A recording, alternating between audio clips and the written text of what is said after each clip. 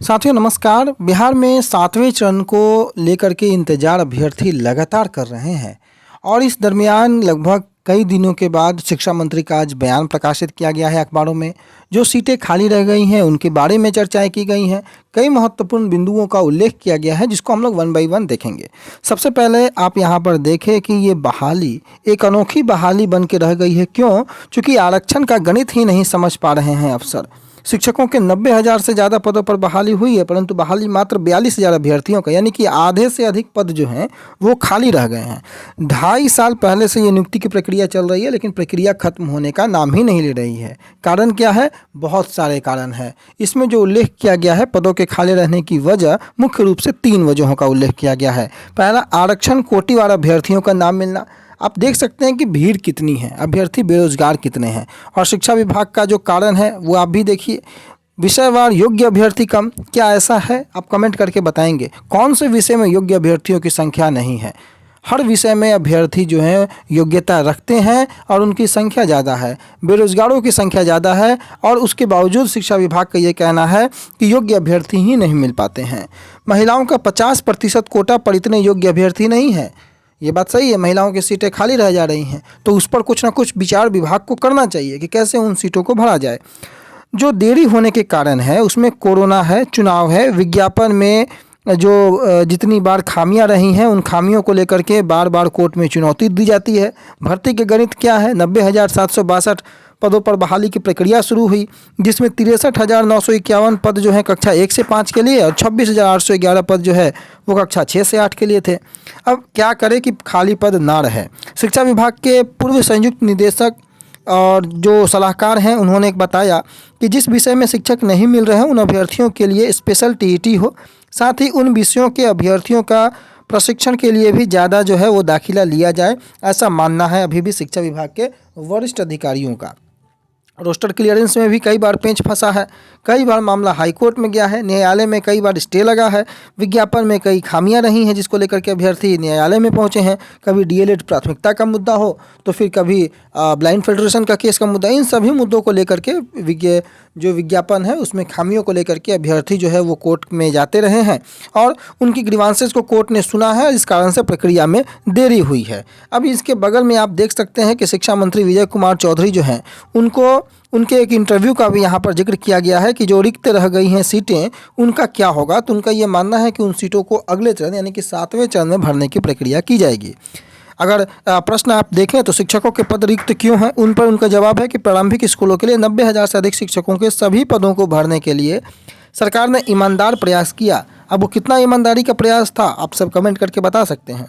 लेकिन सरकार ने न्यायालय से भी जो बहाली प्रक्रिया अटकी थी उसको भी निकालने का प्रयास किया, उसके बाद भी पद जो है रिक्त रह गए। तो फिर सीटें कब तक भरेंगे ये प्रश्न हुआ।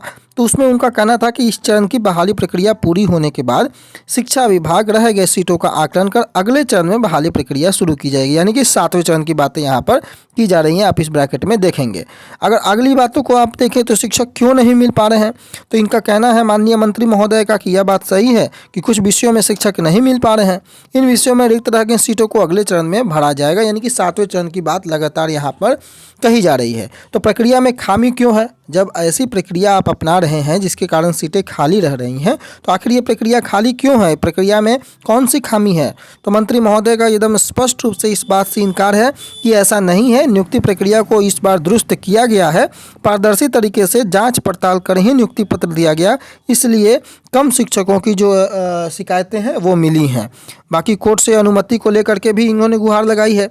आप यहाँ पर देख सकते हैं, भागलपुर एडिशन है, आज ही का अखबार है। इन्होंने कहा है कि कोर्ट से ये कहेंगे कि हाई स्कूलों की जो प्रक्रिया जो 17 फरवरी को नियुक्ति पत्र देने की बातें थी, उन प्रक्रिया को पूरी करने के लिए हाईकोर्ट से मंत्री महोदय 32,714, चूँकि आपको पता है कि छठे चरण में 32,714 पदों पर बहाली होनी है। तो हाई स्कूल में शिक्षकों के 32,714 शिक्षकों की बहाली फिर फंस गई है। सरकार क्या कर रही है? आपको पिछले दिन भी हमने बताया था कि सरकार जो है एक रिव्यू पिटीशन लेके गई है माननीय हाई कोर्ट में, गुहार लगाई है कि बहाली प्रक्रिया पूरा किया जाए। मंत्री महोदय का एक प्रेस कॉन्फ्रेंस भी था जिनमें उन्होंने इस बात का जिक्र भी किया था कि बहाली जो है वो मैच्योरिटी के लेवल पर है, केवल नियुक्ति पत्र इन लोगों को वितरित किया जाना है। तो सरकार को अनुमति दी जाए कि इनको नियुक्ति पत्र वितरण करने दिया जाए। मसला कहाँ फंसा था? 2017 से जो 19 बीएड वाले अभ्यर्थी थे उनको अप्लाई करने का मौका सरकार ने नहीं दिया था। अब जो एनसीटीई के आदेश के कारण जो वैधता जो बढ़ी है उसके कारण से अब पटना हाईकोर्ट, माननीय पटना हाईकोर्ट ने इनको भी एलिजिबल माना। अब इनको भी आवेदन करने का मौका दिया जाना है। तो अब सरकार का ये मानना है कि इनको आवेदन करने के लिए 7वें चरण में इनको मौका मिलेगा। परंतु चूंकि जब मामले में स्टे लगा हुआ है, एक तरीके का स्टे भी आप नहीं कह सकते, चूँकि वो कंसिडरेशन को लेकर के माननीय पटना हाईकोर्ट ने बिहार सरकार को वो एक ऑर्डर जारी किया था। उस बाबत माननीय पटना हाईकोर्ट में सरकार गई है कि हाई स्कूल में 32,714 शिक्षकों की जो बहाली प्रक्रिया है वो लगभग पूरी हो चुकी है। 17-18 फरवरी को नियुक्ति पत्र भी वितरण करना था और उसमें हाईकोर्ट ने रोक लगा दी। न्यायालय ने एसटीईटी 2019 के उत्तीर्ण अभ्यर्थियों को भी इसमें शामिल करने के लिए कहा। हालांकि ये एसटीईटी 2019 नहीं है, एसटीईटी 2019 को 7वें चरण में शामिल करना है। ये मामला 17-19 बीएड सेशन का है। पूरी प्रक्रिया को फिर से अब शुरू करनी पड़ेगी अगर इस आदेश को पूरी तरीके से अक्षरशः पालन किया जाए। और सरकार ने न्यायालय से आग्रह किया है कि छठे चरण की प्रक्रिया को पूरी कर लेने दिया जाए, फिर 7वें चरण की बहाली की जाएगी, उसमें इन लोगों को मौका दे दिया जाएगा, जो कि हमने लगातार आपको बताया भी है। अब जो बीटेट वाले अभ्यर्थी हैं जो लगातार ये आवाज़ उठाते हैं कि बीटेट कब होगा, बीटेट 2022 होना चाहिए, 7वें चरण के पहले शिक्षक पात्रता परीक्षा होना चाहिए। तो प्रश्न था कि हर साल टीईटी एसटीईटी होना था, लेकिन पिछले 5 साल से टीईटी नहीं हो सका है। यानी कि बीटेट की परीक्षा 2017 में हुई थी, अब 2022 है। उनमें उनका मानना है कि 2012 और 2017 में टीईटी पास करने के साथ ही सीटीईटी पास अभ्यर्थी प्रारंभिक स्कूलों के लिए अर्हता रखते हैं।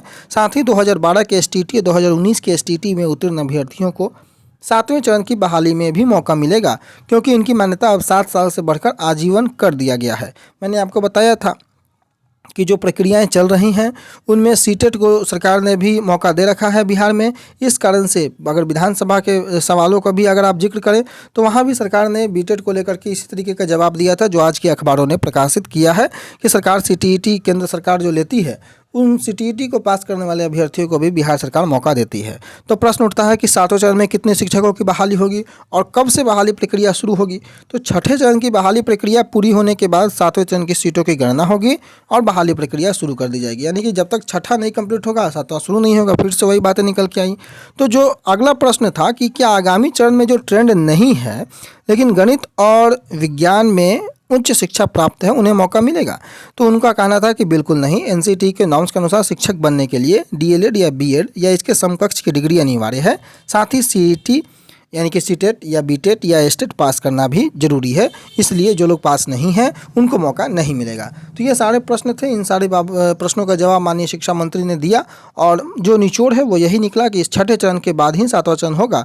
और छठे चरण को कंप्लीट करने के लिए जो सरकार है वो माननीय पटना हाईकोर्ट के शरण में गई है और ये गुहार लगाएगी कि इन्हें नियुक्ति की प्रक्रिया को पूरी करने दिया जाए, जो कि प्रक्रिया जो है वो मैच्योरिटी के लेवल में जो है वो पहुँच चुकी है। फिलहाल के लिए इतना ही। बने रहे नई खबरों के साथ। धन्यवाद।